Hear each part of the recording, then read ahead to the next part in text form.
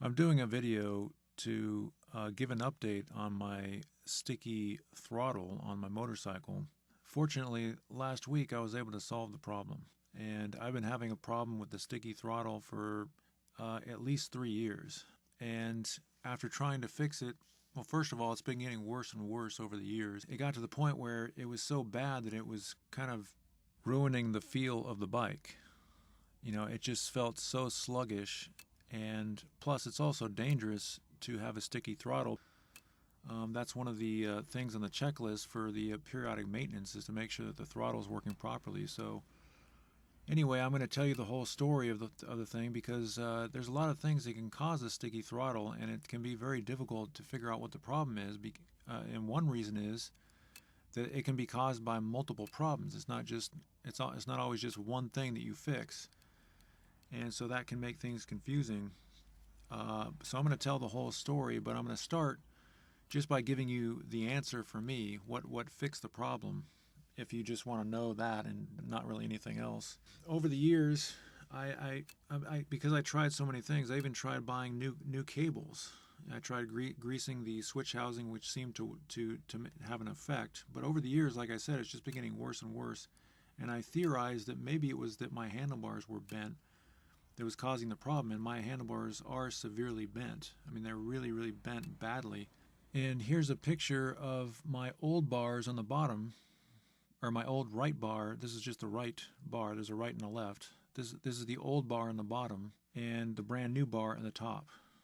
So you can see the difference there. So I theorized that maybe that was the problem, but when I priced new handlebars, or even used handlebars, they were all $200 to replace both bars. So I just said, well, I'm not going to pay $200 to replace bars, so forget that. And so the years have passed by, and finally I just got to a point where I said, I'm going to do anything to fix this problem, because I'm just tired of having a sticky throttle. So anyway, long story short, it was the bent bars. It was two problems that were causing the sticky throttle. Number one, the bars were bent.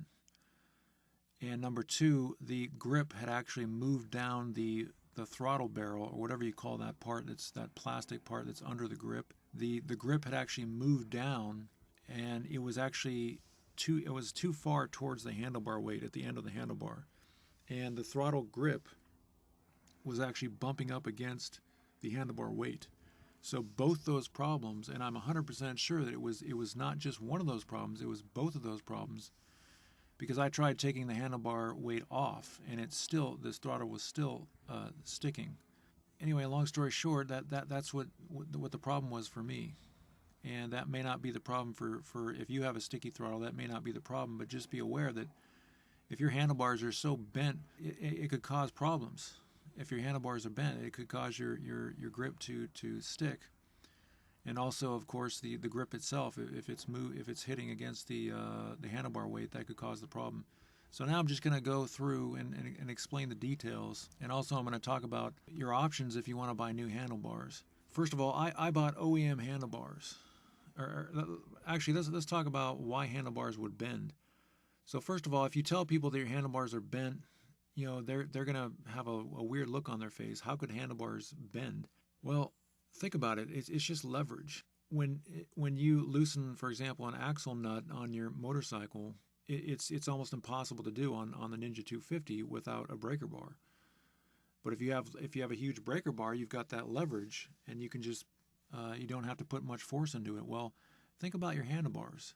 Think about how much leverage is on those handlebars. If you're pushing down on those handlebars, and I tend to push down on the handlebars, I'm not a strong person at all. I'm a skinny guy, you know, but when you tend to push down on your handlebars, you're putting a huge amount of torque on those handlebars because they're long. There's leverage.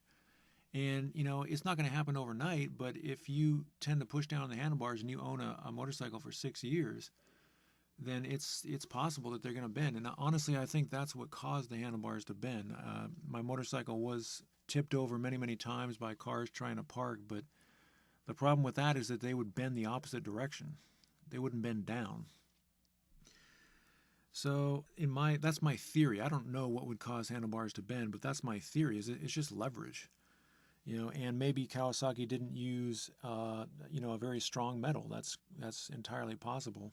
Now, as I was going to say, I bought OEM handlebars, and I only bought one. I went through the options. I was going to buy aftermarket handlebars. I found handlebars for $50, but they were handlebars that did not cover the top of the fork legs. And so they would leave the top of the forks exposed. The problem with that is that I ride in the rain, and I don't want the top of the forks to get rusty. Now, I don't know if they would get rusty. Maybe they wouldn't, but I don't want to chance that. And I know that the top of the forks, they have a plug and they have an O-ring, so I'm not concerned about water getting inside the fork legs. I just don't want the top of the fork legs to get rusty. So for that reason, I decided to pass on those. Actually, before I even looked at those, I think it was eBay or maybe it was Amazon. I found the exact same OEM bars, but I think they might be made by the same company that makes the actual OEM bars, or they might just be some Chinese fly-by-night company, but they were the exact same bars. And I was going to buy those.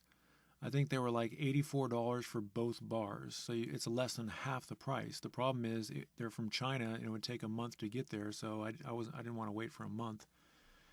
But that might be a good option if you're not, if you don't feel that you need to have the bars immediately. You can go ahead and just order those, and a month from now you can put them on your bike if your bars are bent. But then I found some other bars that actually do cover the top of the fork legs, and I think they were like $74 for both bars. And also they have a lot of cool colors like red and green and gold, silver, and black. And so those bars seem really nice, but the problem is when you buy aftermarket bars, there's always a chance that they're not really going to fit. Even if the maker says that they're going to fit, there's always a chance that they may not.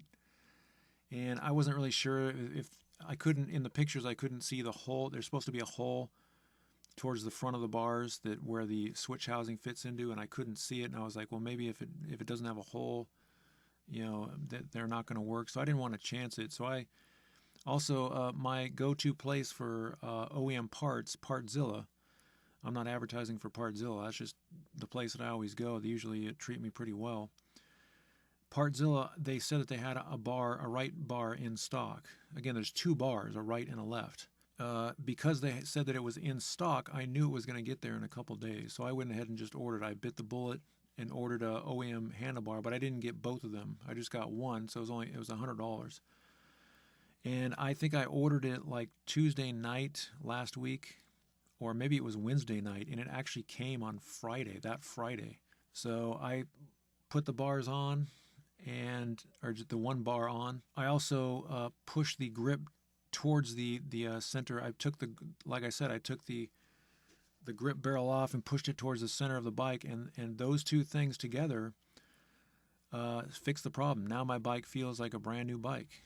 The throttle moves like butter, and every time I get on the bike, I look forward to riding it because it feels like a brand new bike. So anyway, those are your options for handlebars. Another reason that I didn't get those bars that actually did cover the top of the fork legs, the colored ones, is that I think it said that it might take 2 weeks to get there. So that's another reason. Again, you'd have to consider how long it's going to take to get to you, and also the price, and so on and so forth. So now I'm just going to talk a little bit about why bent handlebars, and I probably should have done this at the beginning of the video. The reason that the bent handlebars cause the problem is I'm going to hopefully have some sort of a picture here so you can get an idea of what's going on. There's a part of the throttle barrel, whatever you call that a gray part that goes under the grip. There's a part of that throttle barrel that goes inside the switch housing, and the switch housing, when you put it over that part of the throttle barrel, the switch housing goes around it. And that part of the throttle barrel, by the way, is the part that the cable ends fit into. Now, if your bars are severely bent, then what happens, and again, I'm not 100% sure, but I'm pretty darn sure this is what the problem is. If your bars are severely bent, then what happens is that it causes that flanged part of the throttle barrel to actually angle to the right and it hits the side of the switch housing. And so you might think, well, that doesn't seem like it would be that big of a deal, but you have to understand it's touching the entire circumference, or I think it's touching the entire circumference. Maybe it's not, but that would explain why it causes so much friction. But that is enough to make the throttle stick completely. And so when I was considering the idea that the bent handlebars might be causing the problem, I was thinking that it was actually causing the problem down in this end over here. But it's not there, because if you take the switch housing off completely and you rotate the grip, it doesn't stick. So it turns out that it's when the switch housing is on, that's what causes the sticking.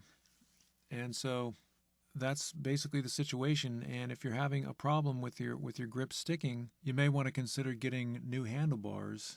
And I would probably get aftermarket handlebars if I did it again, just so I wouldn't have to pay so much and I could replace both bars, not just one. So you might want to consider getting those bars. But that said, I just figured I would make a video explaining this, because when you have a sticky throttle, it's not always obvious what's causing the problem. So this is Ninja 250 Motorcycle Maintenance signing off.